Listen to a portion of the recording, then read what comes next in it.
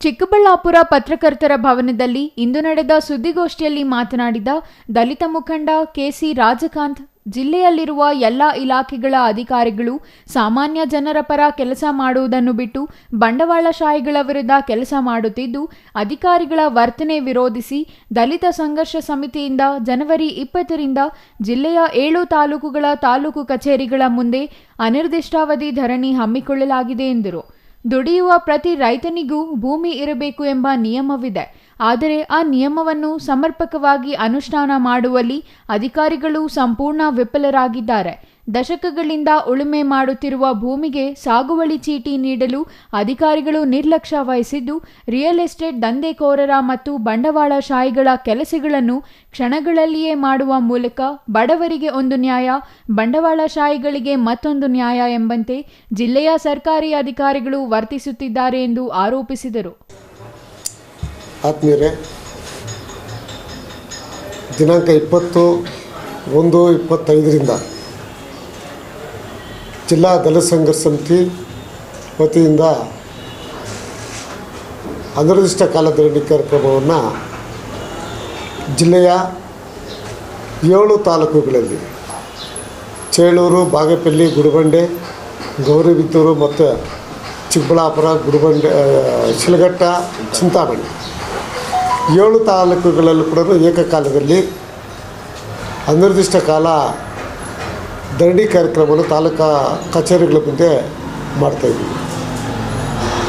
ಚಿಕ್ಕಬಳ್ಳಾಪುರದಲ್ಲಿ ಮಾತ್ರ ಇಲ್ಲಿ AC ಕಚೇರಿ ಇರೋದರಿಂದ AC ಕಚೇರಿ ಮುಂದೆ ಪಾಯಿಂಟ್ ಔಟ್ ಮಾಡಿಕೊಂಡು ಅಲ್ಲಿ ಸುಮಾರು ಮೂಲಭೂತ ಸೌಲಭ್ಯಗಳು ಮತ್ತು ಈ ದೇಶದಲ್ಲಿ ಉಳುಮೆ ಮಾಡ್ತಕ್ಕಂಥ ಪ್ರತಿಯೊಬ್ಬ ರೈತರಿಗೂ ಕೂಡ ತನ್ನದೇ ಆದ ರೀತಿಯಲ್ಲಿ ಭೂಮಿ ಇರಬೇಕು ಅಂತಕ್ಕಂಥ ದೃಷ್ಟಿಯಲ್ಲಿ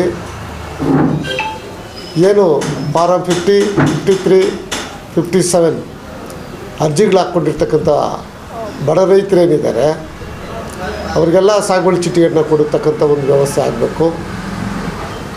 ಒಂದೊಂದು ಮನೆಯಲ್ಲಿ 3-4 ಕುಟುಂಬಗಳು ಇವತ್ತು ಜೀವನ ಮಾಡ್ತಾಯಿದ್ದಾರೆ.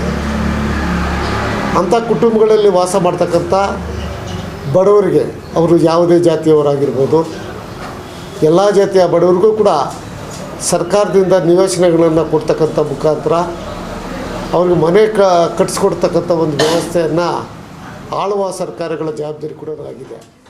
ಹಾಗಾಗಿ ಬಗರ್ ಹುಕುಂನಡಿ ಅರ್ಜಿ ಸಲ್ಲಿಸಿದ ಎಲ್ಲರಿಗೂ ಸಾಗುವಳಿ ಚೀಟಿ ವಿತರಣೆ ಮಾಡಬೇಕು. ಇನ್ನು ಗ್ರಾಮೀಣ ಪ್ರದೇಶದಲ್ಲಿ ವಾಸಿಸುತ್ತಿರುವ ಎಲ್ಲ ಸಮುದಾಯಗಳ ಬಡವರಿಗೂ ಪಕ್ಷಾತೀತ ಮತ್ತು ಜಾತ್ಯತೀತವಾಗಿ ನಿವೇಶನ ರಹಿತರಿಗೆ ನಿವೇಶನ ವಿತರಣೆ ಮಾಡಬೇಕು ಎಂಬ ಬೇಡಿಕೆ ಜೊತೆಗೆ ಸಾಗುವಳಿ ಚೀಟಿ ವಿತರಣೆ, ಜಮೀನು ಮಂಜೂರು ಸೇರಿದಂತೆ ಇತರೆ ಬೇಡಿಕೆಗಳ ಈಡೇರಿಕೆಗೆ ಒತ್ತಾಯಿಸಿ ಅನಿರ್ದಿಷ್ಟ ಧರಣಿ ಹಮ್ಮಿಕೊಳ್ಳಲಾಗಿದೆ. ಬೇಡಿಕೆ ಈಡೇರುವವರೆಗೂ ಧರಣಿ ವಾಪಸ್ ಪಡೆಯುವುದಿಲ್ಲ ಎಂದು ಅವರು ಎಚ್ಚರಿಕೆ ನೀಡಿದರು.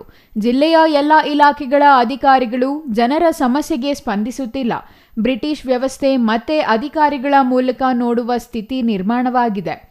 ಎಲ್ಲ ತಾಲೂಕಿನ ಅಧಿಕಾರಿಗಳು ಜನಸಾಮಾನ್ಯರಿಗೆ ಸ್ಪಂದಿಸುತ್ತಿಲ್ಲ. ಸರ್ಕಾರದ ಸೌಲಭ್ಯಗಳನ್ನು ತಲುಪಿಸುವ ಕೆಲಸ ಅಧಿಕಾರಿಗಳು ಮಾಡಬೇಕಿತ್ತು. ಆದರೆ ಆ ಕೆಲಸ ಅವರು ಮರೆತು ಹಲವು ವರ್ಷಗಳೇ ಆಗಿದೆ. ಸಾಕಷ್ಟು ಬಾರಿ ಮನವಿ ನೀಡಿದರೂ ಸಮಸ್ಯೆಗಳು ಮಾತ್ರ ಬಗೆಹರಿದಿಲ್ಲ.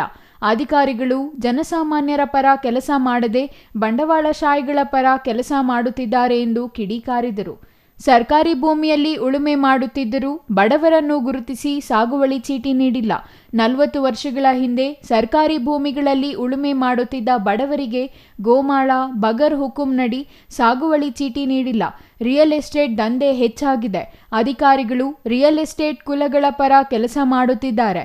ಈ ಹಿಂದೆ ರೇಣುಕಾ ರಾಜೇಂದ್ರನ್ ಅವರು ಶಾಸಕರಾಗಿದ್ದ ವೇಳೆ ಭೂಮಿ ಖರೀದಿ ಮಾಡಿ ಬಡವರಿಗೆ ನೀಡಲು ಮುಂದಾಗಿದ್ದರು. ಆದರೆ ಆ ಕೆಲಸವೂ ಆಗಿಲ್ಲ.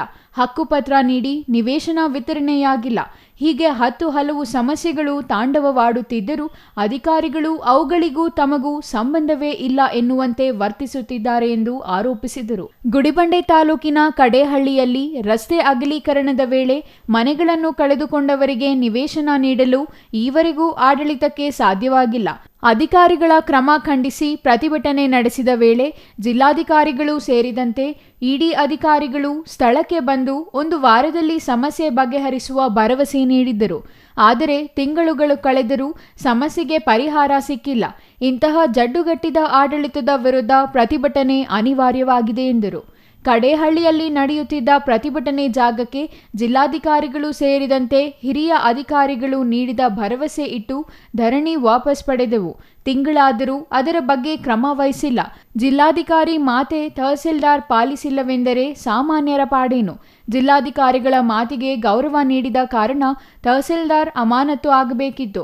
ಉಳ್ಳವರ ಪರ ಎಲ್ಲರೂ ನಿಂತಿದ್ದಾರೆ. ಹಾಗಾಗಿ ಬಡವರ ಪರ ಡಿಎಸ್ಎಸ್ ಅನಿರ್ದಿಷ್ಟ ಧರಣಿಗೆ ಮುಂದಾಗಿದೆ. ಜನರ ಪರ ಸಂಘ ಸಂಸ್ಥೆಗಳು ಬೆಂಬಲಕ್ಕೆ ಮನವಿ ಮಾಡಲಾಗಿದೆ ಎಂದು ಹೇಳಿದರು.